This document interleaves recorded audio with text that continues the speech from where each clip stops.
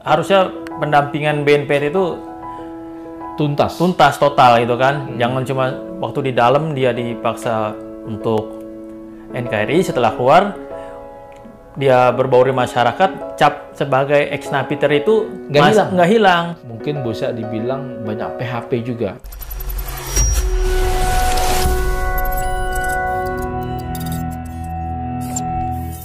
Bagaimana tanggapan Bang Zen nih terkait dengan BNPT sebagai leading sektor terhadap di semua kementerian, ada dikti, bahkan sampai anak kita nih berapa kali didata, mungkin ada 3-4 kali tapi tidak ada realisasi.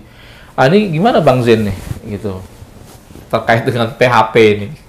Yaitu dia kan yang bikin mungkin sebagian ikhwan-ikhwan ini merasa di PHP cuma dijadi sebagai objek gitu kan. Iya. Diundang ke acara-acara untuk didokumentasikan, tapi minim eksekusi minim, perealisasian nggak ada. Saya ikut acara BNPT ini dari 2014 2015 gitu ya. Itu tiap acara dimintain data tuh, anak ya kan berapa, terus sekolah di mana, biaya udah, sampai terakhir kemarin itu masih dimintain data, cuma sampai sekarang nggak ada tuh. Nggak ada realisasi. Nggak ada realisasian apa, ya minimal dapat beasiswa gitu kan untuk bulanannya misalnya gitu, nggak ada, belum ada. Memang bisa jadi gini Bang Zen, ini kita kan kasus teroris lah ya. Bisa jadi memang agak-agak inilah resisten dengan negara dulunya dan sebagainya gitu. Artinya memang kalau memang ketakutan atau apa ya nggak usah janji lah dan sebagainya gitu. Nah, tapi kan di situ peran BNPT sebenarnya kan. Seharusnya bisa ya. Dia gitu. sebagai kalau perantara bisa melaksanakan nggak usah janji-janji lah. Makanya gitu. itu kan peran BNPT mungkin dari kementerian lain atau bisa ada anggaran gitu kan untuk ngasih langsung, mungkin ragu atau apa. Nah itu kan peran BNPT sebenarnya di situ untuk meyakinkan ya kan, sebagai mediator antara instansi itu dengan para ex-napiter yang memang dia butuh perhatian lebih juga gitu kan. Iya. Nih kita bicara dari tadi, sebetulnya ternyata BNPT secara lembaga itu tidak semuanya tuh Bang Zen. Karena kalau kita lihat BNPT itu kan ada 3 kedeputian. Pertama deputi 1 terkait dengan deradikalisasi, terkait yang kedua pencegahan, yang kedua tentang pendampingan hukum. Terus kemudian yang deputi 2 itu ada penindakan, ada gakum gitu kan. Terus lalu yang ke deputi 3 itu ada yang namanya tentang hubungan dengan luar negeri kalau tidak salah seperti itu. Saya rasa deputi 2 dan deputi 3 saya rasa kita nggak ada urusan. Tapi ini kayak sepertinya urusannya dengan urusan deputi 1 nih.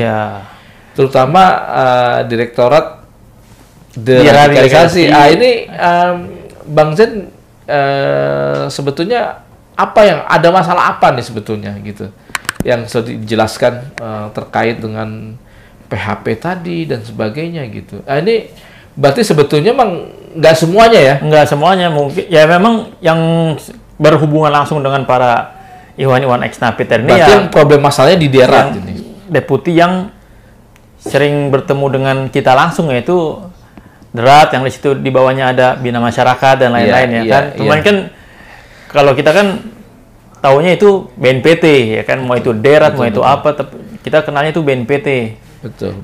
Dan ternyata saya lihat punya dampak juga yang cukup besar terkait dengan deradikalisasi di dalam lapas, karena terlalu banyak PHP sehingga banyak juga program-program yang akhirnya nggak jalan Bang Zen.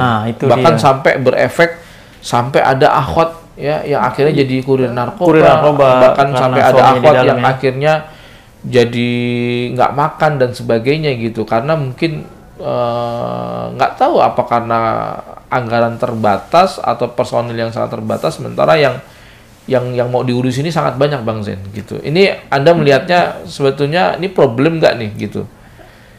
Ya itu sebenarnya sebuah problem tersendiri ya. Jadi sebelum terlambat gitu kan, harusnya BNPT sudah mulai evaluasi di internal mereka sendiri, apakah program-program yang selama ini dijalani khususnya masalah deradikalisasi ini apakah berjalan dengan baik ataukah itu cuma gimmick aja gitu kan? Gimmick aja. Iya, laporan ke atas berjalan tapi ternyata asal Bapak senang. Tapi sejauh mana keberhasilannya, parameter keberhasilannya sejauh mana? Apa jangan-jangan nggak pernah dievaluasi? Itu dia. Harusnya itu yang menjadi evaluasi yang mungkin ya emang yang diinginkan Iwan-Iwan yang seperti itu. Iya. Dia enggak lah. Nggak ada niat untuk membubarkan BNPT secara ini. Tapi ini bentuk sebetulnya kritikan, kasih sayang, evaluasi ya. Jangan kayak gitu-gitu banget lah gitu loh. Jangan terkait dengan masalah teroris ini jangan banyak pesta-pesta lah kan, ngabisin duit anggaran di hotel-hotel.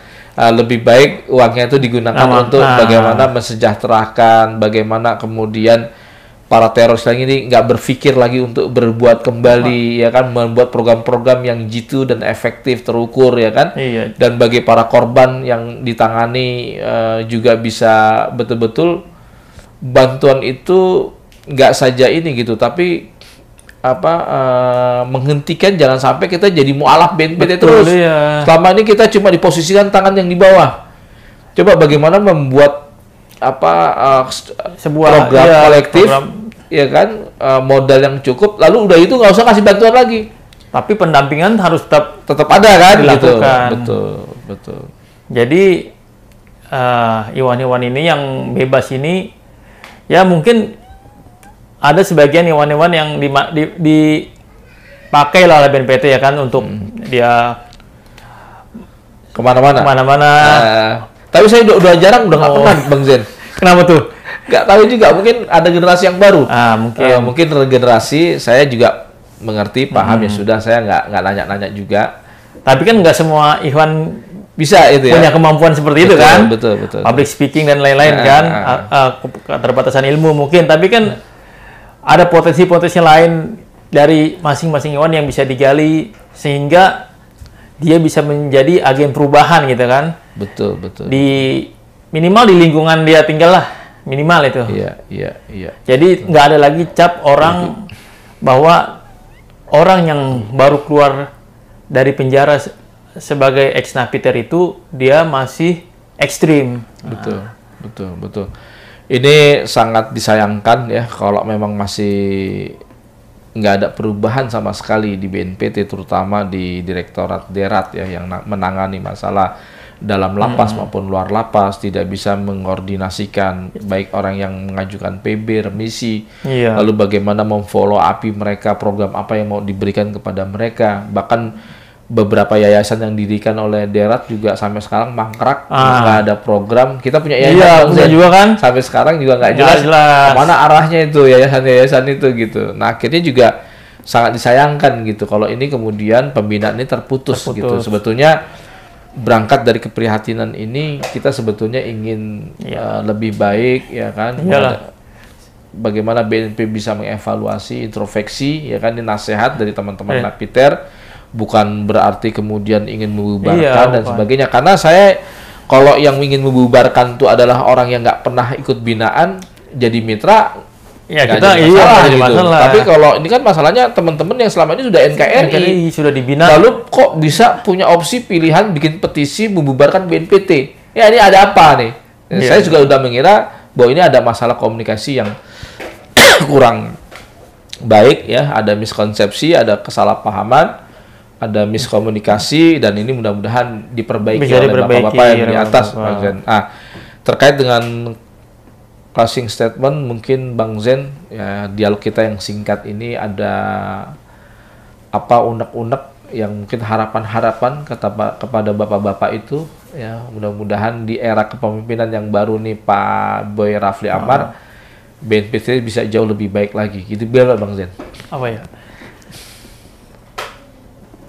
Harapan-harapannya ya? Harapan saya BNPT sebagai sebuah lembaga negara, dia kan bertanggung jawab bukan hanya kepada negara ya kan, tapi juga kepada masyarakat. Supaya kinerjanya itu diperbaiki lagi, terutama masalah penanganan ikhwan-ikhwan ini ya kan. Supaya apa? Supaya apa namanya? Tidak timbul kekecewaan yang berulang-ulang itu. Iya. Dari iwan-iwan yang sudah sayang loh, BNPT selama ini sudah membina tapi putus tengah jalan. Nah, itu kan. Iya, betul itu. Nah, jadi pemirsa, kita Bang Zen ini dulu satu kasus SPK dengan saya di kasus Idat Aceh ya, orang menyebutnya kasus Jantoy Aceh gitu. Jalin Janto. Beliau ini punya pengalaman yang sangat menarik ya. Jadi waktu itu dia ini sebenarnya tertangkap di Cawang ya pada bulan Juni, 13 Juni kalau tidak salah tuh, ketika Maulana tertembak. Itu belum tertangkap itu. Iya, itu Mei, itu bulan Mei. Maulana Mei. tertembak bulan Mei. Mei ya. Itu sekitar 13 Mei. Mungkin pernah mendengar kejadian di Cawang itu ada teroris yang ditembak. Ada 3 orang kalau nggak salah Bang Zen. 3 orang. 2 orang Medan, satu lagi kawan kita Maulana, Maulana. dulu pernah gabung sama kita juga. Dan dia ditembak dari arah belakang. Tapi Bang Zen yang menjadi joki nggak kena ya. Nggak tembus. Kalau nggak salah ada tas lagi di depan itu. Di tengah-tengah tuh ada karung lagi. Ada karung lagi kan, jadi itu mungkin tertahan di situ. Kalau nggak tembus itu. Bisa gitu. jadi. Nah ini sangat menarik pengalaman beliau. Kalau lihat berita tahun 2010 penembakan di Cawang, ini Bang Zen ini jadi joki motor di situ ya. Tapi emang qadarullah dia didiamkan karena ingin menangkap yang jauh lebih besar waktu itu Amr Sodata kalau nggak salah. Jadi prediksi Densus itu Zen sengaja dilepas biar dia tetap di surveillance untuk menangkap. Pasti dia bakal ketemu lagi nih. Ternyata betul, tidak beberapa hari kemudian, beberapa minggu, Zen tertangkap dan kemudian dihukum selama 7 tahun dan 6 tahun ya. 6 tahun di Polda Metro, habis itu dipindahkan ke Lapas Cipinang. Zen keluar tahun 2014. Pada waktu itu setelah menjalani hukuman di Polda dan di Lapas Cipinang, bersama saya ketemu kita di dalam Lapas Cipinang Bang Zen ya gitu. Dan sampai sekarang beliau menjadi mitra BNPT, menjadi mitra Densus 88, mengikuti program-program deradikalisasi. Dan memang kasus-kasus terorisme ini kita berharap berhenti ya, jangan sampai ada lagi kejadian-kejadian seperti kita dulu, karena kita menganggap memang banyak sekali mudarat teman-teman ya, pemahaman-pemahaman yang ekstrim yang kemudian mudah mengkafirkan dan sebagainya, dan mudah-mudahan ini tidak akan terjadi lagi gitu.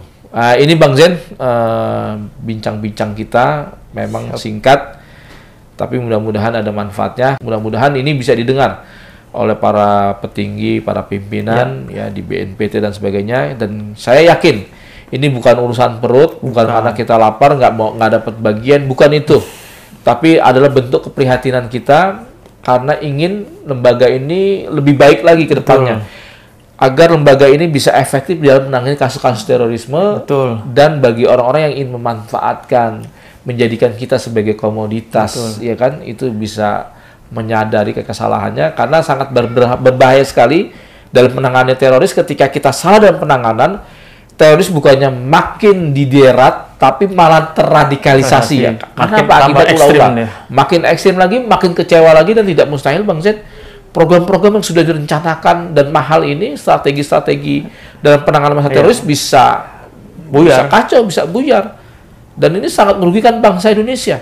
Dan kita tidak ingin seperti itu. Dan mudah-mudahan ini disadari oleh para pimpinan di sana, cepat mengevaluasi dan berintrospeksi. Mudah-mudahan Indonesia jauh lebih baik dalam menangani masalah terorisme itu. Dan kita berharap juga bukan hanya teroris-teroris yang sudah tertangkap, tapi cikal bakal teroris-teroris ini juga bisa diredam, dicegah, jangan sampai ada lagi tindakan terorisme di negeri kita ini. Amin, amin ya rabbal alamin. Alhamdulillah. Demikian pemirsa, bincang-bincang saya dengan Zen Effendi alias Jakaria pada hari ini, dan mudah-mudahan ini menjadi pelajaran bagi kita semua. Jangan sampai menjaga generasi para pemuda kita ya, agar menjauhi daripada pemikiran-pemikiran intoleransi, radikalisme dan terorisme. Demikian dari saya, kurang lebihnya mohon maaf. Billahi taufik wal hidayah. Wassalamualaikum warahmatullahi wabarakatuh. Waalaikumsalam warahmatullahi wabarakatuh.